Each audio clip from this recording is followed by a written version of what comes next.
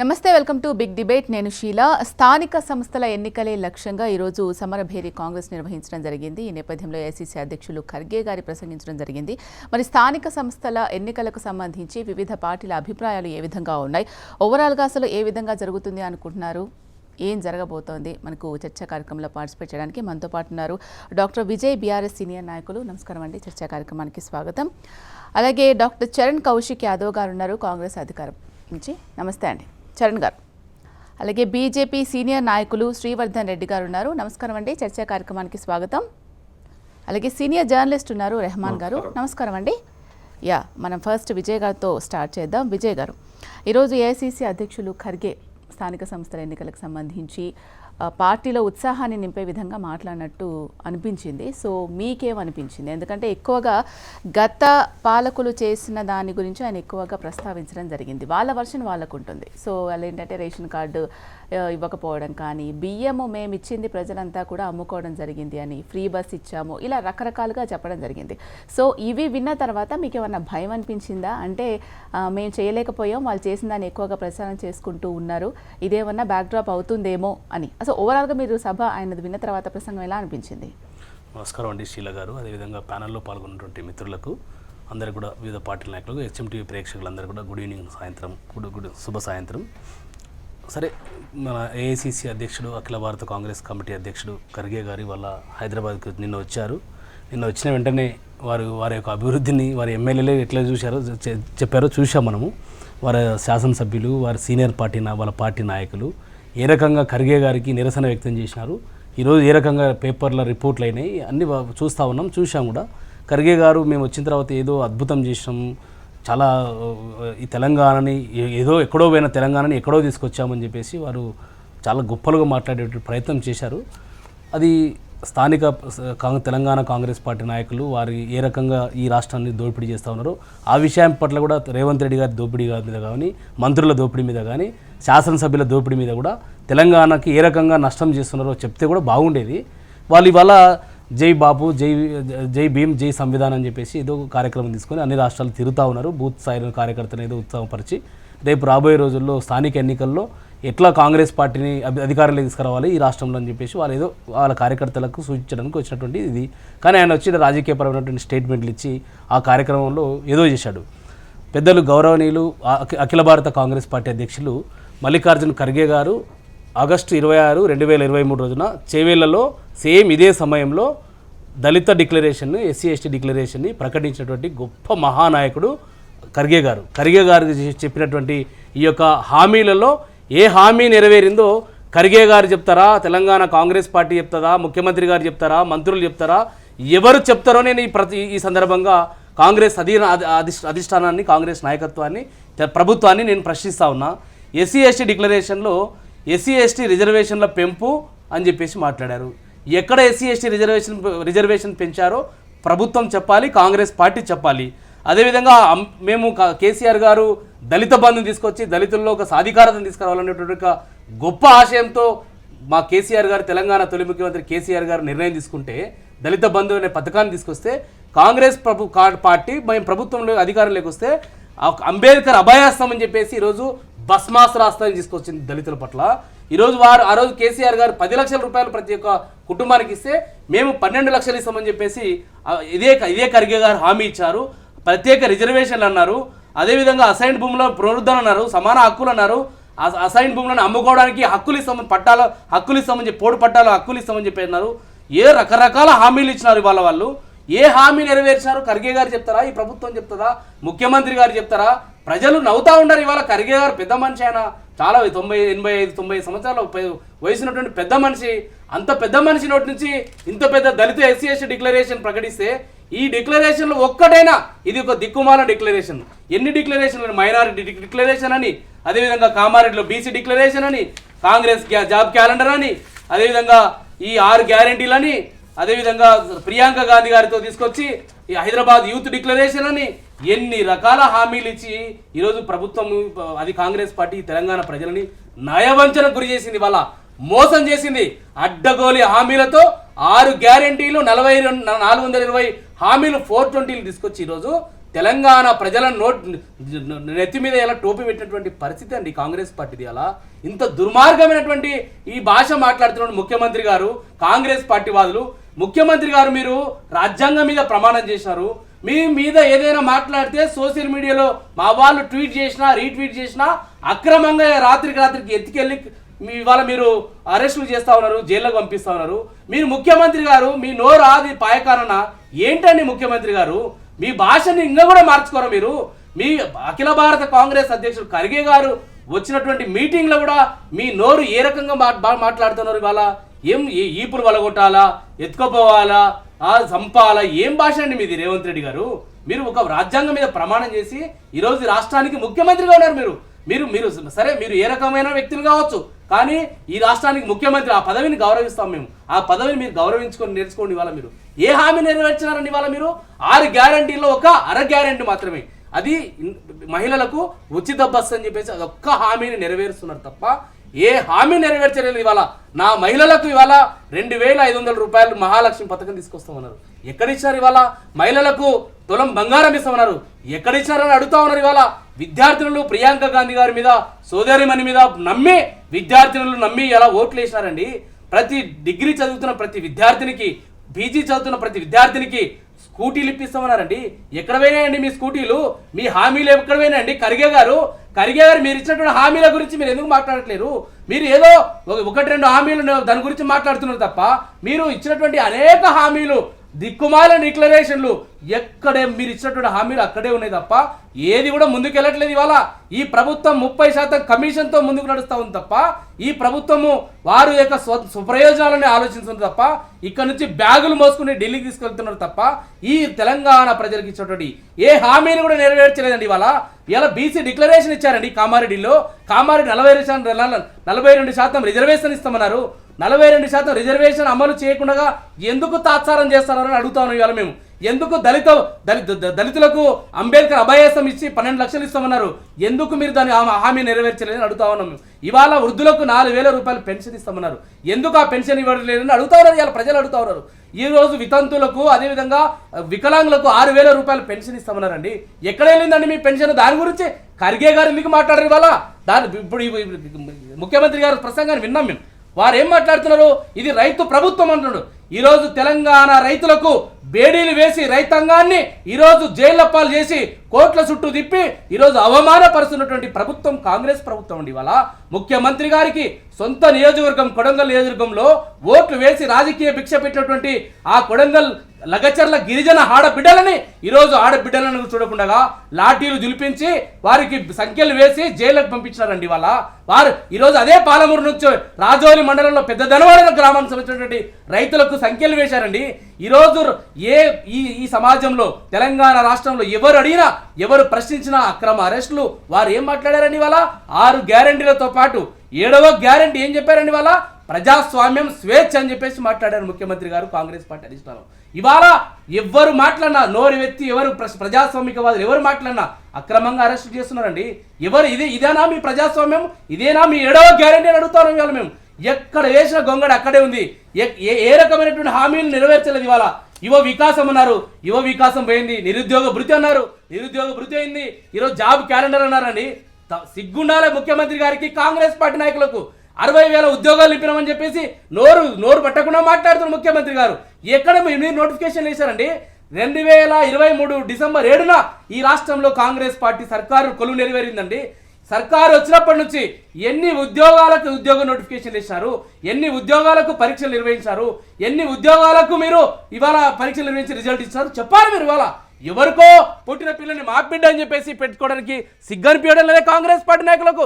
కేసీఆర్ గారు ఆ రోజు ఉద్యోగ నియామకాలు నోటిఫికేషన్లు ఇచ్చి పరీక్షలు నిర్వహించి రిజల్ట్ను ప్రకటించి ఆ రోజు ఎలక్షన్ కోడ్ ఉంది కాబట్టి వారికి నియామక పత్రాలు ఇవ్వకపోవడం వల్ల మీరు ప్రభుత్వం లేకొచ్చి వారికి ఒక ఈవెంట్ కార్యక్రమం లాగా, ఒక ఈవెంట్ ప్రోగ్రామ్ లాగా చేసి ఒక్కొక్క డిపార్ట్మెంట్గా వారికి ఇచ్చి వాళ్ళకి కాగితాలు ఇచ్చి మీకు ఉద్యోగం ఇస్తున్నాం, 50,000 ఉద్యోగాలు ఇచ్చినాం, 60,000 ఉద్యోగాలు ఇచ్చామని మాట్లాడడానికి కనీసం ఉందా అండి? వాళ్ళకి కనీసం సోయి ఉండాలి కదా కాంగ్రెస్ ప్రభుత్వానికి. వాళ్ళ మీరు ఎక్కడ ఇచ్చారండి? ఏ ఉద్యోగాలు ఇచ్చారని పట్టున 6,000 ఉద్యోగాలు మాత్రమే డిఎస్సిలో గతంలో 5,500 ఉద్యోగాలు కేసీఆర్ గారు నోటిఫికేషన్ ఇస్తే దాన్ని క్యాన్సిల్ చేసి రివైజ్ నోటిఫికేషన్ ఇచ్చి ఆ 11,000 ఉద్యోగాలని డిఎస్సి ఉద్యోగాలు అది మీ ఖాతాలకు చెందుతుంది తప్ప మీరు ఒక్క ఉద్యోగం ఇవ్వలేదు.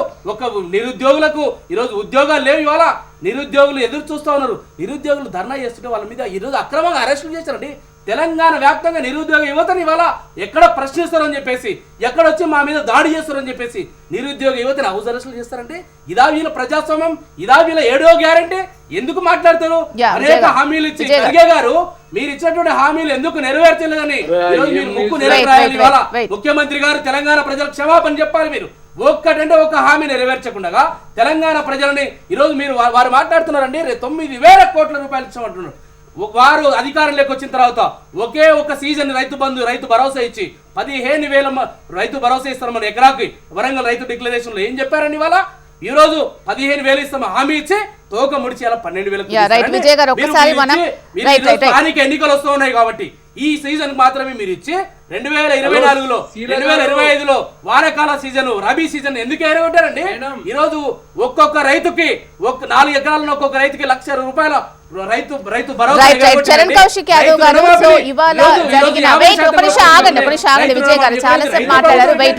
వెయిట్ మిగతా ప్యానెల్ లో ఉన్న వాళ్ళు కూడా మాట్లాడే టైం ఇవ్వండి. ఒక నిమిషం ఆగండి. అదే చెప్తున్నాను నేను కూడా. సో అసలు ఫస్ట్ అలా కాదండి, ఎవరి వర్షన్ వాళ్ళు చెప్తూ ఉంటారు. నేను అదే ఆపుతున్నాను. ఒక నిమిషం ఆగండి మీరు కూడా. నో ఇప్పుడు ప్రతిపక్షంలో ఉన్నప్పుడు అధికార పక్షంలో ఉన్నప్పుడు ఇలాంటి విమర్శలు విజయ్ గారు మీరు ఆల్రెడీ మాట్లాడడం అయిపోయింది. ఇలా అయితే మనం చర్చ పెట్టుకొని కూడా వేస్ట్ కదా. సో మిగతా ఉన్న వాళ్ళు కూడా మాట్లాడాలి. ఇదైతే ప్రసంగం అయిపోతుంది. ఒక నిమిషం ఆగండి మీరు కూడా, వాళ్ళు కూడా మాట్లాడే ఛాన్స్ ఇవ్వండి వాళ్ళకి. వెయిట్ చెప్తాను, మీరేం మాట్లాడకండి. వెయిట్ చరణ్ గారు అదే చెప్తున్నాను నేను కూడా. ఇలా మాట్లాడితే ప్రసంగం అయిపోతుంది, అలా కాదండి. నేను అదే చెప్తున్నాను. మనం ఒక దగ్గర ఉన్నప్పుడు ప్రతి ఒక్కళ్ళు ఇది డిస్కషన్, ఇది ఏంటంటే ఒకళ్ళకొకళ్ళు విమర్శలు చేసుకోవడానికి సభ కాదు ఇది. మనం ఒక డిస్కషన్ గురించి మాట్లాడుకుంటున్నాం కాబట్టి. చరణ్ గారు మీరు చెప్పండి, ఇవాళ సమరభేరి మీకు ఏమనిపించింది? అధికారంలో ఉన్న వాళ్ళ మీద బురద జల్లడం, వీరు చేయలేదు అని మాట్లాడడం కామన్, మనం ఎన్నో సంవత్సరాల నుంచి చూస్తూనే ఉన్నాం. సో ఎవరు ఎమోషనల్ గా ఫీల్ అవ్వాల్సిన అవసరం లేదు. సో మీకేమనిపించింది? సామాజిక న్యాయ సమరభేరి ఎమోషనల్ గా అవ్వద్దండి ఎవరు, ప్లీజ్ దయచేసి చర్చా కార్యక్రమాన్ని. సారీ ఎమోషన్ కాదు, దయచేసి అర్థం చేసుకోవాల్సింది. అందరికీ చెప్తున్నాను నేను, ఒకళ్ళకని చెప్పట్లేదు. స్వేచ్ఛ ఉండాలని కోరుకుంటాం కానీ అతి స్వేచ్ఛను ఎవరు కూడా స్వాగతించారు. తలా 2-3 నిమిషాలు ఇస్తే తలా మాట్లాడుకోకపోతే వదిలిపెట్టి కూర్చుంటే కరెక్ట్ కాదు మేడం. మేడం ఇక్కడ కాంగ్రెస్ ప్రభుత్వం చేయడానికి సిద్ధంగా ఉన్నాం. మేమేం చేసినామో తెలంగాణ సమాజానికి తెలుసు. మేము 1/3 రైతు సంక్షేమాన్ని ఖర్చు పెట్టినాం. 20,000 కోట్ల రూపాయలు ఓన్లీ రుణమాఫీ కాంగ్రెస్ ప్రభుత్వం చేసింది. 500 రూపాయలు బోనస్ కావచ్చు, రుణమాఫీ కావచ్చు. అదేవిధంగా తెలంగాణ రాష్ట్రంలో రైతు సంక్షేమానికి 56,300 కోట్ల రూపాయలు తెలంగాణ రాష్ట్రంలో కాంగ్రెస్ ప్రభుత్వం ఖర్చు పెట్టింది. కాంగ్రెస్ ప్రభుత్వం ఏం ఖర్చు పెట్టి ఏం చేసినా తెలంగాణ సమాజం. అదే కాకుండా తెలంగాణ రాష్ట్రంలో మేము 180 హామీలు నెరవేర్చిన. ఇప్పుడు 180, 1 కాదు 2 కాదు, మేము చర్చ చేయడానికి సిద్ధంగా ఉన్నామని చెప్పి చాలా స్పష్టం మా ముఖ్యమంత్రి గారు కూడా చెప్పారు కదా. ప్రతిపక్షాలు కావచ్చు, అధికార పక్షం అసెంబ్లీ సమావేశాలు పెడతాం. మేమేం చేసినామో మీ 9 సంవత్సరాల కాల పరిపాలన ఏందో, నరేంద్ర మోడీ గారు 11 సంవత్సరాల పరిపాలన మీద చర్చ చేయడం మేము సిద్ధంగా ఉన్నాం. తెలంగాణ రాష్ట్రంలో కాంగ్రెస్ పార్టీ ఏం చేసింది, వచ్చిన తర్వాత మేము ఏం చేస్తా ఉన్నాం, ఆర్థికంగా ధ్వంసమైన తెలంగాణను ఏ విధంగా పునరుద్ధరించే ప్రయత్నం చేస్తామని చాలా స్పష్టంగా ప్రభుత్వం చెప్తా ఉంది. కాబట్టి తెలంగాణ రాష్ట్రంలో కాంగ్రెస్ ప్రభుత్వం ఇప్పుడు నోటిఫికేషన్ ఇచ్చినంత మాత్రం ఉద్యోగాలు ఇచ్చినట్టుగా బీఆర్ఎస్ పార్టీ భావిస్తాం. మరి 10 సంవత్సరాల కాలంలో మీరు ఇచ్చిన ఉద్యోగాలని 13 పేపర్లు లీక్ అయితే పట్టించుకున్న పాపాన పోలేదు నిరుద్యోగులని. కాంగ్రెస్ ప్రభుత్వం వచ్చి 2.5 ఏళ్ళలో 56,000 ఉద్యోగాలు ఇచ్చిన. ఇంకా ఉద్యోగాలు ఇచ్చే దానిలో ప్రభుత్వం ముందుకు పోతా ఉంది. టెట్ నిర్వహించడం, డిఎస్సి నిర్వహించడం, Group 2, Group 1, Group 3, Group 4, అదే కాక కోర్టుల వివాదాలు ఉంటే అన్ని కూడా పరిష్కరించే ప్రయత్నం చేస్తా ఉంది రాష్ట్ర ప్రభుత్వం. కాబట్టి కాంగ్రెస్ ప్రభుత్వం సిద్ధదూర్తి లేదనే మాట ఎవరు అనుకున్నా కూడా అది అవాస్తవం అయితే. ఎందుకంటే తెలంగాణ రాష్ట్రంలో కాంగ్రెస్ ప్రభుత్వం ఎక్కడ కూడా మీడియా మీద మేము ఆంక్షలు పెట్టలేదు. మీరు ఆనాడు మీడియా మీద ఆంక్షలు పెట్టి అదేవిధంగా ఏపీఎన్ కావచ్చు టీవీ బ్యాన్ చేసి ఒకనొక సందర్భంలో వెలుగు టీవీ అదేవిధంగా V6 బ్యాన్ చేసిన సందర్భం చూసినాం. ఇందిరాపార్క్ దగ్గర ధర్నా చేసిన అవకాశం లేదు, ప్రగతి భవన్ ఎవరికి ప్రవేశం లేదు. తెలంగాణ రాష్ట్రంలో కాంగ్రెస్ ప్రభుత్వం వచ్చిన తర్వాత ఇందిరాపార్క్ దగ్గర ధర్నా చౌక్ ప్రారంభించింది. అదేవిధంగా ప్రగతి భవన్ ప్లేస్ లో పూలే ప్రజాభవన్ గా నామకరణం చేసుకుని మంగళవారం శుక్రవారం అక్కడ ప్రజాభవన్ జరుగుతూ ఉంది. తెలంగాణ రాష్ట్రంలో ప్రజలంతా స్వేచ్ఛగా యథేచ్ఛగా తిరుగుతా ఉన్నారు. శృతి మించిన ఉన్నప్పుడు ఖచ్చితంగా పోలీసు వాళ్ళు అరెస్ట్ చేస్తారు. ఎక్కడైనా నిరసన వ్యక్తం చేసుకునే అవకాశం ఇచ్చింది కాబట్టి కల్వకుంట్ల కవిత గారు ఇందిరా పార్క్ ధర్నా చేసిరు, కేటీఆర్ గారు ఆటో కార్మికులు ధర్నా చేస్తే వారు పోయి అక్కడ నిరసన వ్యక్తం చేసిరు. తెలంగాణ రాష్ట్ర ప్రజాస్వామ్యం ఉంది కాబట్టి నేను ఖర్గే గారు వచ్చినప్పుడు కాంగ్రెస్ పార్టీలో ఉన్న వాళ్ళు కొంతమంది మాకు మంత్రి పదవి కావాలని చెప్పి అడిగిరు కదా, అది డెమోక్రసీ కదా. మీ పార్టీలో అది లేదు కదా. డైనింగ్ ఇంటర్వ్యూ మీద కూర్చొని ఈటల ఆయన గారు తీసేస్తారు మీరు. కల్వకుంట్ల కవిత గారికి ఏమో ఎలాంటి చర్యలు తీసుకోకుండా ఆనాడు బీఆర్ఎస్ పార్టీలో ఉన్నటువంటి ఏ విధంగా ఆలయ నరేంద్ర గారిని కావచ్చు, డి శ్రీనివాస్ గారు కావచ్చు, విజయశాంతి గారు కావచ్చు, అదేవిధంగా ఏ చంద్రశేఖర్ గారు కావచ్చు, రవీంద్ర నాయక్ గారిని కావచ్చు, ఈటల ఆయన ఏ విధంగా సస్పెండ్ చేస్తే తెలంగాణ సమాజంలో చూసింది కదా. మీ పార్టీ ఏదో తెలంగాణ మొత్తం ఏదో ఉద్ధరించినట్టు, తెలంగాణ ఏదో మీరేదో బాగు చేస్తే మేము చెడగొట్టినట్టు మాట్లాడితే ఎట్లయితుంది? చర్చ చేయడానికి సిద్ధంగా ఉంది. మీ ఆయనలో ఉద్యోగాలు ఏందో, నిరుద్యోగం ఏందో, అప్పులేందో, మీరు ఇరిగేషన్ ప్రాజెక్ట్ మీద 1,60,000 కోట్ల రూపాయలు ఖర్చు పెడితే తెలంగాణ ఎంత సాగవుతుందో, లేకపోతే గోదావరి జరిగిన అన్యాయం ఏందో, కృష్ణా జలాల మీద జరిగిన అన్యాయం ఏందో కాంగ్రెస్ ప్రభుత్వం చర్చ చేయడానికి సిద్ధంగా ఉంది. మొన్న ముఖ్యమంత్రి గారు చాలా స్పష్టంగా చెప్పిండు, కేసీఆర్ గారు అసెంబ్లీ పార్లమెంట్ లో లేఖ రాస్తే అసెంబ్లీ సమావేశం పెడతానికి సిద్ధంగా ఉన్నాం.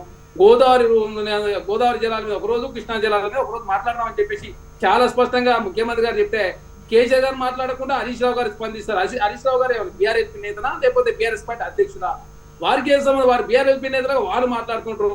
ఆనాడు ఇరిగేషన్ శాఖ మంత్రి ఉండి తెలంగాణకి ఏ విధంగా అన్యాయం చేస్తూ తెలంగాణ సమాజం అందరూ కూడా తెలుసు కాబట్టి ఆనాడు పోతిరెడ్డిపాడు కావచ్చు, పంకజల కావచ్చు, పట్టిసీమ కావచ్చు, అదే కాకుండా తెలంగాణకు రకరకాల అన్యాయాలు ఏ విధంగా తెలంగాణ రాష్ట్రంలో కాంగ్రెస్ ప్రభుత్వం చేయడానికి సిద్ధంగా ఉంది.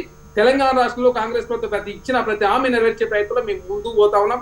ఉచిత బస్ ప్రయాణం కావచ్చు, 200 యూనిట్ల వరకు ఉచిత కరెంట్ కావచ్చు, 500 రూపాయల గ్యాస్ సిలిండర్ కావచ్చు, ఉద్యోగాలు కావచ్చు, తెలంగాణ రాష్ట్రంలో సన్న ఓట్లకు బోనస్ కావచ్చు, అదే కాకుండా సన్న బియ్యం 7 కిలోలు కావచ్చు, అదే కాకుండా తెలంగాణ రాష్ట్ర ఇందిరా మిల్లు కావచ్చు, యువ వికాసం కావచ్చు, తెలంగాణ రాష్ట్రంలో బీసీల సంబంధించి 42% రిజర్వేషన్ కావచ్చు. మీరు బీసీలు ఎండముంచి 23% ఇచ్చిన సమైక్య రాష్ట్రంలో 34% ఉన్న రిజర్వేషన్ 23% ఎంపీటీ జడ్పీసీలు కుదించి సర్పంచ్ ఎలక్షన్ ఏకంగా 18% తక్కువ చేసింది.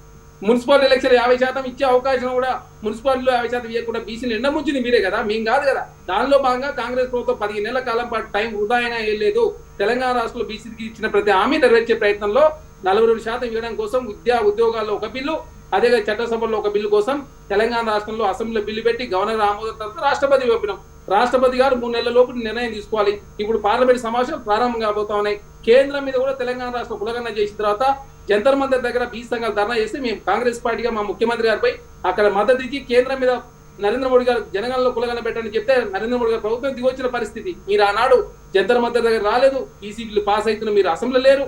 అదే కాకుండా కేసీఆర్ గారు కులగణనలో వివరాలు నమోదు చేసుకోలేదు, కేటీఆర్ గారు చేసుకోలేదు, హరీష్ రావు గారు చేసుకోలేదు, భారతీయ జనతా పార్టీ డీకే గారు చేసుకోలేదు. వీళ్ళు ఇప్పుడు కాంగ్రెస్ పార్టీ గురించి మాట్లాడితే తెలంగాణ సమాజం హర్షించదు. కాంగ్రెస్ పార్టీలో డెమోక్రసీ ఉంటుంది, ఖచ్చితంగా ప్రజాస్వామ్యం బతుకుండాలని చెప్పి కాంగ్రెస్ ప్రభుత్వం కోరుకుంటుంది. దానిలో బాగా ప్రజలకు ఇచ్చిన ప్రతి హామీని నెరవేర్చే ప్రయత్నంలో మేము ముందుకు పోతా ఉన్నాం. ఖచ్చితంగా తెలంగాణ రాష్ట్రంలో ఇచ్చిన ప్రతి హామీ నెరవేర్చే ప్రయత్నంలో కాంగ్రెస్ ప్రభుత్వం ముందుకు పోతా ఉంది.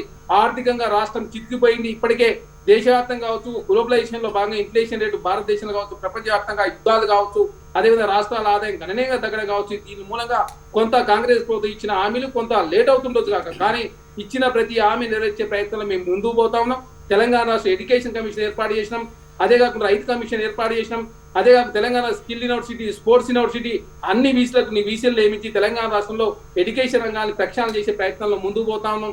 ఇప్పటికే తెలంగాణ రాష్ట్రంలో కాంగ్రెస్ ప్రభుత్వం అధికారంలోకి వచ్చిన తర్వాత మీకు ఎడ్యుకేషన్ రంగానికి సంబంధించినట్లు మీరు చెక్ చేసుకోండి, 21,500 కోట్ల రూపాయలు రాష్ట్ర ప్రభుత్వం కేటాయించి, వైద్య రంగానికి దాదాపు 1,100-1,500 కోట్ల రూపాయలు రాష్ట్ర ప్రభుత్వం కేటాయించి విద్య, వైద్యం, సేద్యం 3 ప్రయారిటీ బేసుల్లో తెలంగాణ రాష్ట్రంలో కాంగ్రెస్ ప్రభుత్వం ముందుకు పోతుంటే చూసి వరలేక కాంగ్రెస్ ప్రభుత్వాన్ని విమర్శించే ఎవరేం చేయలేదు. మాకు ఇంకా 3.5 సంవత్సరాల కాలం పాటు టైం ఉంది కాబట్టి ఇచ్చిన ప్రతి హామీ నెరవేర్చే ప్రయత్నంలో కాంగ్రెస్ ప్రభుత్వం ముందుకు పోతాం. శ్రీవర్ధన్ రెడ్డి గారు, ఇవాల్టి సభ చూసిన తర్వాత మీకేమనిపించింది? బీజేపీ 11 ఏళ్లలో మోదీ చేసింది ఏమీ లేదు, చెప్పేవన్నీ అబద్ధాలు, చెప్పేదొకటి చేసేదొకటి, ఇలా రకరకాలుగా తన వర్షంలో మాట్లాడడం జరిగింది. సో ఖర్గే ప్రసంగం విన్న తర్వాత మీకు ఎలా అనిపించింది? ఇప్పుడు కాంగ్రెస్ పార్టీ ఖర్గే గారు కూడా ఆశ్చర్యపోయారు తెలంగాణలో కాంగ్రెస్ పార్టీ వచ్చినందుకు. అయితే కాంగ్రెస్ పార్టీ అనేక ఫస్ట్ అబద్ధాలు, తప్పుడు హామీలతోటి తెలంగాణలో అధికారంలోకి వచ్చింది. ఈరోజు అధికారంలోకి వచ్చిన తర్వాత గత ప్రభుత్వాలు చేసినటువంటి అప్పులున్నాయి. సో మేము ఆ అప్పులను మేము చూసుకోలేదు, మా లంక బిందెలు దొరుకుతామనుకున్నాం కానీ మరి ఉట్టి బిందెలు దొరికినామని చెప్పి ముఖ్యమంత్రి గారు మాట్లాడారు. ఆ సందర్భంలో సమాజంలో అనేక మంది మేధావులు చెప్పారు, అరే కాంగ్రెస్ పార్టీ ఈ యొక్క ఉచిత హామీలు ఏంటి, ఎందుకు ఇస్తున్నారు, ఈ 420 హామీలు ఏంది, 6 గ్యారెంటీలు ఏంది, అసలు రాష్ట్రం ఎట్లా ముందుకు వస్తుంది, దివాలా తీసినటువంటి రాష్ట్రంలో మళ్ళీ మీరు చేసేది దివాలా కోరుతనం కాకపోతే ఎక్కడ డెవలప్మెంట్ ఉంటుందంటే ఆ రోజు ఏమన్నారు కాంగ్రెస్ పార్టీ పెద్దలు, మేము 1 సంవత్సరం కడుపు కాల్చుకుంటే బీఆర్ఎస్ ప్రభుత్వం చేసినటువంటి అవినీతి సొమ్మును మేము ప్రజల్లోకి తీసుకొచ్చి ఈ యొక్క స్కీమ్లన్నీ కూడా ఇంప్లిమెంటేషన్ చేస్తామని చెప్పారు. ఎస్, నేను అడుగుతున్న కాంగ్రెస్ పార్టీని, వీళ్ళు ఏదైతే రైతులకు ఇస్తున్నటువంటి రైతు ఏదైతే ఉందో 15,000 రూపాయలు ఎకరాకి ఇస్తున్నటువంటి ప్రభుత్వం ఎన్ని వేలకు ఇచ్చింది? మధ్యలో ఒక సందర్భంలో 2 సందర్భాల్లో కేవలం 2 ఎకరాలకు 4 ఎకరాలకు ఇచ్చి చేతులు దులుపుకున్నది. ఈసారి కూడా కంప్లీట్ గా ఎంతమందికి వచ్చింది, ఎంతమంది రైతులకు ఇచ్చిందో చెప్పాలి. ఈ రోజు 500 రూపాయలు బోనస్ ఇస్తానని చెప్పేసినటువంటి ప్రభుత్వం మరి గత 2 సీజన్లో బోనస్ ఎందుకు ఇవ్వలేదు? ఇలా ఇచ్చినటువంటి దాంట్లో కూడా సన్న బిండం పండించినటువంటి రైతులకు ఎంతమందికి ఇచ్చింది? ఇలా కొన్ని ఇచ్చి మేము మొత్తం ఇస్తున్నట్టుగా ఇవాళ ఈ ప్రభుత్వం షో చేస్తుంది తప్ప పూర్తి స్థాయిగా తాను ఏదైతే ఇచ్చిందో తెలంగాణ ప్రజలకు ఇచ్చిందో హామీని నెరవేర్చడంలో కాంగ్రెస్ పార్టీ పూర్తి వైఫల్యం చెందింది. రెండోది, ఈ రోజు ఖర్గే గారు మాట్లాడే దాంట్లో చాలా విషయాలు చెప్తా ఉన్నాడు. మేము పేదల కోసం నిలబడడం, పేద ప్రజల సంక్షేమం కోసం నిలబడడం అని చెప్పారు. ఏమైంది పేదల కోసం నిలబడేటువంటి కాంగ్రెస్ పార్టీ? ఆ రోజు గరీబ్ పటావో అని చెప్పినటువంటి ఇందిరాగాంధీ 75లో చెప్పింది. మరి దేశంలో 75 ఇట్లా చెప్పినటువంటి ఈ దేశంలో ఇప్పటికి కూడా ఎందుకు పేదరికంలో ఉంది ఈ దేశం? మరి నరేంద్ర మోడీ గారు 11 సంవత్సరాలు వచ్చిన తర్వాత ఈ దేశంలో 14 కోట్ల మందికి టాయిలెట్స్ లేని ఈ యొక్క ప్రజలకు టాయిలెట్స్ కట్టించిన నిర్మాణం ఎందుకు జరిగింది? మరి నరేంద్ర మోడీ ప్రభుత్వం వచ్చిన తర్వాత దేశవ్యాప్తంగా 4 కోట్ల మందికి ఇల్లు లేనటువంటి పేదలకు ఇల్లు కట్టించే దుస్థితి ఎందుకు వచ్చింది? మరి ఈ యొక్క కాంగ్రెస్ పార్టీ ఆ రోజు 75లో మరి గరీబ్ హటావో ఉన్నటువంటి కాంగ్రెస్ పార్టీ 2004 నుంచి 2014 వరకు అధికారంలో ఉన్నటువంటి కాంగ్రెస్ పార్టీ వాళ్ళు చెప్తా ఉన్నారు కదా, గొప్ప మేధావిగా ఉన్నటువంటి మన్మోహన్ సింగ్, మరి చాలా గొప్పలు చేసినటువంటి మన్మోహన్ సింగ్, రాహుల్ గాంధీ, ఇంతకుముందు ఖర్గే గారు మాట్లాడారు 11 సంవత్సరాల్లో మోదీ ప్రభుత్వం ఆర్థికంగా దేశాన్ని దివాలా తీసిందని. అరే దేశం అంతా ప్రపంచం అంతా చూస్తా ఉంది. 11వ స్థానంలో ఉన్నటువంటి భారతదేశం యొక్క ఆర్థిక వ్యవస్థ ఈరోజు 4వ స్థానానికి అతిపెద్ద లార్జెస్ట్ ఎకానమిక్ గా ఈరోజు భారతదేశం ఎదిగింది. ఈరోజు 4 ట్రిలియన్ వైపుగా మన భారతదేశం పోతుంది. ఇంకొక సంవత్సరంలో 2 సంవత్సరాల్లో 5 ట్రిలియన్ల వైపు ఆర్థిక వ్యవస్థ పోతా ఉంది.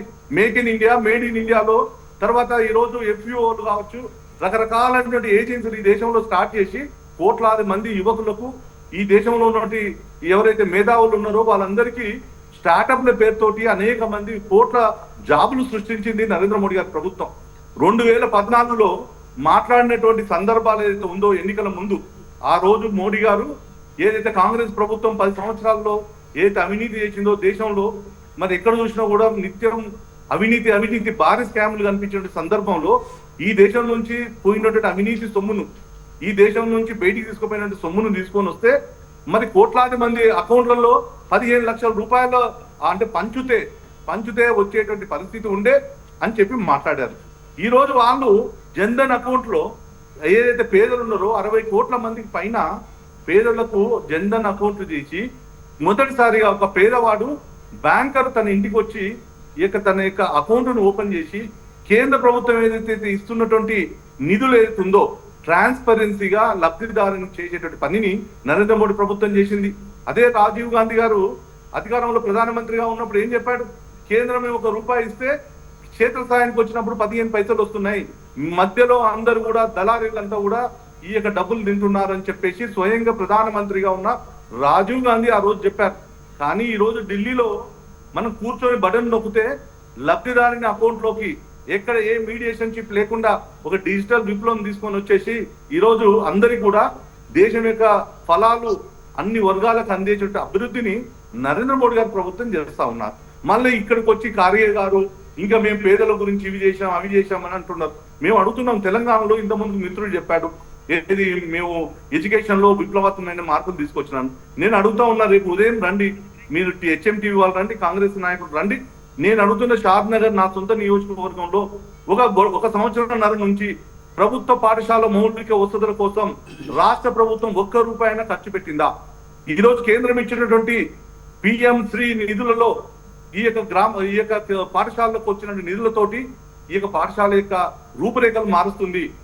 న్యూ ఎడ్యుకేషన్ పాలసీలో ఎడ్యుకేషన్ బలోపేతం చేయడం కోసం నరేంద్ర మోడీ ప్రభుత్వం తీసుకుంటున్న డబ్బులు తప్ప ఈ రాష్ట్ర ప్రభుత్వం ఎక్కడిస్తుందని గత 3 ఏళ్ల నుంచి ఇప్పటికి కూడా ఫీజు రియంబర్స్మెంట్ లేక రైతులు విద్యార్థులు ఒకవైపు, ప్రైవేటు యాజమాన్యాలు ఆ రోజు తెలంగాణ ఉద్యమంలో ప్రైవేటు యాజమాన్యాలు అందరినీ విద్యార్థులను తీసుకొని వచ్చి తెలంగాణ ఉద్యమాన్ని చేసుకొని రాష్ట్రాన్ని సాధించుకుంటే ఈ రాష్ట్రంలో నుండి నిరుద్యోగులు కలిసి విద్యా సంస్థలు నెలకొల్పుకుంటే వాళ్ళకి రావాల్సినటువంటి ఇంతవరకు ఫీజు రియంబర్స్మెంట్ చేయలేదు. గత ప్రభుత్వం చేసింది కార్పొరేట్ల కోసం, శ్రీ చైతన్య నారాయణల కోసం పనిచేసింది. ఈ ప్రభుత్వం వాళ్ళ కోసమే పనిచేస్తుంది. మరి ఎవరికి అసలు ఈ 1.5 సంవత్సరంలో ఏ వర్గాలు ఈ రోజు ఆనందంగా ఉన్నాయి చెప్పండి? ఏ వర్గాలకు ఈ ప్రభుత్వం ఏం చేసింది? మేము అడుగుతా ఉన్నాం కదా, మీరు ఇచ్చినటువంటి హామీలు ఉన్నాయి. స్థానిక సంస్థల ఎన్నికలకు మీరు పోవాలనుకుంటున్నారు. మేము ఒకటే అడుగుతా ఉన్నాం, 42% బీసీలకు మీరు రిజర్వేషన్ చేసి ఇక స్థానిక సంస్థలు ఇస్తామన్నారు. తీసుకురండి, దాని గురించి మాట్లాడండి. ఇలా ప్రతిపక్షాల మీద ప్రతిపక్షాలను విమర్శించడం కాదు, మీరు మీ యొక్క చిత్తశుద్ధి ఏదైతే ఉందో ఇవాళ ఎస్సీ ఎస్టీలకు సబ్ ప్లాన్ లో మేము పెట్టి లక్షల వేల కోట్ల రూపాయలు పెట్టి వాళ్ళ యొక్క రూపురేఖలు మారుస్తామన్నారు. మరి ఎక్కడ ఏ ఎస్సీ ఎస్టీలకు డబ్బులు పెట్టారు? ఎక్కడ ఎవరి యొక్క జీవితాలను బాగుపరిచారు? ఏ వర్గాలను బాగుపరిచారు? ఇవాళ ఉద్యోగులు ఉన్నారు, ఉద్యోగులకు నీవు ఇస్తున్న డిఏలు ఇవ్వలేదు, పిఆర్సీ ఇవ్వలేదు. ఏ వర్గాలు ఈ రోజు సంతృప్తిగా ఉన్నారు? పోని మీ కాంగ్రెస్ లో ఉన్నటువంటి నాయకత్వం ఉన్న సంతృప్తి ఉందా? నేను అడుగుతా ఉన్నాను. రైట్. రెహమాన్ గారు, సో ఈ రోజు ఖర్గే గారు తీవ్రమైన హెచ్చరికలు జారీ చేసినట్టుగా మనకు తెలుస్తోంది. ఎవరైతే ఇష్టారాజ్యంగా వ్యవహరిస్తారో వాళ్ళని సహించేది లేదు, పార్టీకి అనువైన విధంగా లేకుండా ఉంటే తీవ్రమైన చర్యలు తీసుకునే అవకాశం కూడా ఉంటుందని తీవ్రమైన హెచ్చరికలు చేశారు. సో సభలో మాట్లాడినప్పుడు ఎలా అనిపించింది? ఆయన సభ ఖర్గే పర్యటన నెరవేరిందని మీరు అనుకున్నారా? మీకు ఎలా అనిపించింది సభ చూసిన తర్వాత? శిల గారు, మీకు అలాగే హెచ్ఎం టీవీ ప్రేక్షకులకు, ప్యానల్లో ఉన్న పెద్దలందరికీ గుడ్ ఈవినింగ్. మొత్తానికి రేవంత్ రెడ్డి 18 నెలల పాలనని మనం చూసుకుంటే ఒక దశ అంటే ఆర్థికంగా రాష్ట్రం దివాలా తీసింది, అలాగే ఆర్థికంగా అంటే కొత్త పథకాలను చేయడానికి డబ్బులు లేవు, రుణమాఫీకి ఉన్నదంతా పెట్టేసినాం అనేటువంటి ఒక దశ ప్రచారాన్ని పక్కన పెడితే, రెండో దశ అంటే దాన్ని అధిగమించి ముందుకెళ్ళాలి. అంటే గతాన్ని లేకపోతే గత ప్రభుత్వ వైఫల్యాలని 5 ఏళ్ల దాకా చెప్తామంటే ప్రజలు దాన్ని తీసుకోరు. కాబట్టి ఇక దాన్ని అధిగమించి ముందుకు ఎట్లా వెళ్ళాలనేటువంటి దాని వైపుగా కాంగ్రెస్ పార్టీ, అలాగే కాంగ్రెస్ పార్టీ ప్రభుత్వం, కాంగ్రెస్ పార్టీకి అధిష్టానం ఆ దిశగా అడుగులేస్తున్నట్టుగా, అంటే సాధిస్తున్నటువంటి అంశాలు, విజయాలు, గత ప్రభుత్వ వైఫల్యాలు, భవిష్యత్తు ప్రణాళిక, ఈ అన్ని అంశాలని జోడించి ముందుకు వెళ్ళాలనేటువంటి ఒక రూట్ మ్యాప్ ప్లానింగ్తో వెళ్తున్నట్టుగా మనకు స్పష్టంగా కనపడుతుంది. నిజానికి 18 నెలలు గడిచిన తర్వాత స్థానిక సంస్థల ఎన్నికలు వచ్చినాయి. నిజానికి స్థానిక సంస్థల ఎన్నికలు అనేటివి అధికార పార్టీకి సహజంగానే అనుకూలంగా ఉంటాయి. ఇంకో 3 ఏళ్ల పాటు కాంగ్రెస్ పార్టీ అధికారంలో ఉండబోతుంది కాబట్టి అధికార పార్టీని గెలిపించుకుంటే నిధులు వస్తాయి, యాక్సెస్ ఉంటుంది, గెలిచిన వాళ్ళకు అనుకూలంగా ప్రభుత్వం దగ్గరికి వెళ్ళే అవకాశాలు ఉంటాయి అనేటువంటివి మనం సహజంగానే చూస్తాం. అయితే వీళ్ళకు సంబంధించి 75 ఏళ్ల స్వతంత్ర భారతదేశంలో ప్రజలు అంటే నిరుపేదలు, అంటే ఈ దేశం ఇంతకుముందు బీజేపీ మిత్రులు అన్నట్టుగా 4వ అభివృద్ధి చెందినటువంటి ఆర్థిక వ్యవస్థ అని చెప్పుకోవడం ఎట్లా ఉంటుందంటే, ఆ 200 ఎకరాలు అక్కడ కనపడుతున్నాయి కదా, అదంతా మాదే, కానీ అందులో 4 గుంటలు మాది, మిగిలినంతా మా దొరద అన్నట్టు ఉంటుంది. ఈ దేశంలో అదాని అంబానీ సంపదను కలిపి దేశ అభివృద్ధిగా చూపెడుతున్నారు. 52% సంపద 1% దగ్గర ఉందండి. మిగిలినటువంటి 48% సంపదనే 99% ప్రజల దగ్గర ఉంది. ఈ దేశంలో ప్రజలు 75 ఏళ్ల స్వతంత్ర భారతంలో అన్నమో రామచంద్ర అని 80 కోట్ల మంది, ఎంతమంది? 80 కోట్ల మంది, 140 కోట్లు 80 కోట్ల మంది తెల్ల రేషన్ కార్డు పైన బియ్యం అడుక్కున్నటువంటి పరిస్థితి ఇంకా ఈ దేశంలో దాపురించింది. నిజానికి ఇది దుస్థితి. ఈ అంశాలని పక్కన పెడితే గతంలో కాంగ్రెస్ పార్టీ సాధించినటువంటి విజయాలుగా కూడా చాలా అంశాలని వాళ్ళు చెప్పుకున్నారు. అంటే బీసీ డిక్లరేషనే కావచ్చు, ఎస్సీ వర్గీకరణ, అంటే 42% బీసీ రిజర్వేషన్ మేము పెంచుతున్నాం, అట్లానే ఎస్సీ వర్గీకరణం చేసినాము, అట్లా సన్నబియ్యం ఇస్తున్నాము, మహిళలకు ఉచిత రవాణాతో పాటు బీజేపీ పార్టీకి కూడా కొన్ని ప్రశ్నలు వాళ్ళు సంధించినట్టుగా ఖర్గే గారి ప్రసంగంలో విన్నాం. మణిపూర్ భారతదేశంలో లేదా? మణిపూర్లో జరిగిన పాశవిక అత్యాచారాలపైన, అక్కడ జరిగిన అమానవీయ ఘటనలపైన బీజేపీ ఏం సమాధానం చెప్తుంది?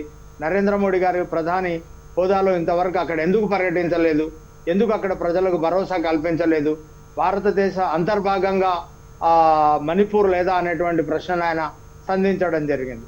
డెఫినెట్గా కాంగ్రెస్ పార్టీ కార్యకర్తల్లో, అలాగే ఒక స్థానిక సంస్థల ఎన్నికలకు సంబంధించి ఒక ఉత్సాహభరితమైనటువంటి వాతావరణాన్ని నెలకొల్పే చర్యల్లో భాగంగానే ఈ సభ జరిగినట్టుగా మనం చూడాల్సి ఉంటుంది. విజయ్ గారు, ఇంతకీ మీరు స్థానిక సంస్థల ఎన్నికల నుంచి ఏం ఆశిస్తున్నారు? ఇప్పుడు రెహమాన్ గారు చెప్పినట్టు ఎవరైతే అధికారంలో ఉన్నారో వాళ్లకు మళ్ళీ పట్టం కడితేనే మా గ్రామాలు అభివృద్ధి చెందుతాయి, ఊళ్ళో అభివృద్ధి చెందుతాయి అని ఎవరైనా, మీరున్నప్పుడు కూడా మిమ్మల్ని గెలిపించారు కదా, సో మీకు ఈసారి అసలు హోప్స్ ఉన్నాయా? ఉంటే ఏ విధంగా అనుకుంటున్నారు? హోప్స్ కాదండి, మెజారిటీ జిల్లా పరిషత్లు, మెజారిటీ గ్రామ పంచాయతీలు బీఆర్ఎస్ పార్టీ విజయం చేకూరుస్తుంది. ఖచ్చితంగా విజయం వైపుగా మా శ్రేణులు పనిచేస్తూ ఉన్నారు. ప్రజలు మానసికంగా ఫిక్స్ అయి ఉన్నారు. మేము తప్పు చేశాము, కాంగ్రెస్ పార్టీకి ఓట్లు వేసి తప్పు చేశాము, మోసం జరిగింది అనేటువంటి ఒక చర్చ గ్రామాలలో సాయంత్రం పూట రచ్చబండల మీద రచ్చకట్టల కాడ చర్చ జరుగుతూ ఉంది. అది వాస్తవము. ఈ ప్రభుత్వం ఇన్ని 18 మాసాలు పూర్తయింది. ఇది 19వ మాసం అధికారంలోకి వచ్చి ఇప్పటి వరకు కూడా గ్రామ పంచాయతీ ఎన్నికలను ఎందుకు పెట్టలేదు అని చెప్పి అంటే వారికి సాహసం రావడం లేదు, ధైర్యం రావడం లేదు. ఇక కేంద్రం నుంచి వచ్చేటువంటి ఫైనాన్స్ కమిషన్ నిధులు ఎక్కడైతే ఆగిపోతున్నాయని చెప్పేసి ఆగిపోయేటువంటి పరిస్థితిని, గ్రామాలలో అభివృద్ధి పూర్తి స్థాయిలో కుంటుపడిపోయింది. గతంలో గ్రామ పంచాయతీల్లో అనేక సంక్షేమ పథకాలని గ్రామ జ్యోతి అనేటువంటి పథకం ద్వారా తెలంగాణలో ఆ రోజు కేసీఆర్ గారు తెలంగాణ గ్రామాలని, తెలంగాణ పల్లెలని వెలుగులు నింపేటువంటి ప్రయత్నం చేశాడు కేసీఆర్ గారు. ఈరోజు కాంగ్రెస్ అధికారంలోకి వచ్చిన తర్వాత అక్కడ స్కావెంజర్లకు కూడా వాళ్ళకి జీతాలు ఇచ్చేటువంటి పరిస్థితి లేదు. ఎక్కడ డంపింగ్ పేరుకపోతూ ఉంది, మొత్తం చెత్త గ్రామాల్లో పేరుకపోతూ ఉంది. ఈవెన్ గ్రామ పంచాయతీ ఏదైతే వీధి లైట్ల కరెంట్ బిల్లు కట్టేటువంటి పరిస్థితి లేదు. ఈరోజు గ్రామాలలో, ఇది వాస్తవం చెప్తున్నా, మీరు హెచ్ఎంటీ కూడా మీరు కావాలంటే తెలంగాణ వ్యాప్తంగా మీరు ఈ ర్యాండమ్గా ఏ జిల్లాకన్నా వెళ్ళండి, ఏ మండలానికైనా వెళ్ళండి, ఏ గ్రామ పంచాయతీకన్నా వెళ్ళండి, గ్రామ పంచాయతీ సెక్రటరీలు, పంచాయతీ సెక్రటరీలు ఈరోజు గ్రామాలలో వాళ్ళు ఇన్ఛార్జీలుగా ఉన్నారు. అక్కడ ఆ ఇన్ఛార్జ్ ఆఫీసర్లుగా ఉన్నారు. వారు పడుతున్నటువంటి బాధ ఇంత కాదండి. ఈరోజు కాంగ్రెస్ ప్రభుత్వం నిజంగా సీతక్క గారు మంత్రి గారు, ఆమె గిరిజన మహిళ ఎందుకు అట్లా చేస్తున్నారో అర్థం కావట్లేదు. కానీ ఒక్కొక్క గ్రామ పంచాయతీలో పంచాయతీ సెక్రటరీ దాదాపుగా 2 లక్షల నుంచి 5 లక్షల రూపాయలు అప్పులు చేసుకొచ్చి ఆ గ్రామాల్లో పెట్టుబడి పెట్టి వాళ్ళ సొంత పైసలు పెట్టి ఆ పని చేస్తూ ఉన్నారు. వారి బిల్లులు కూడా ఇవ్వడం లేదండి.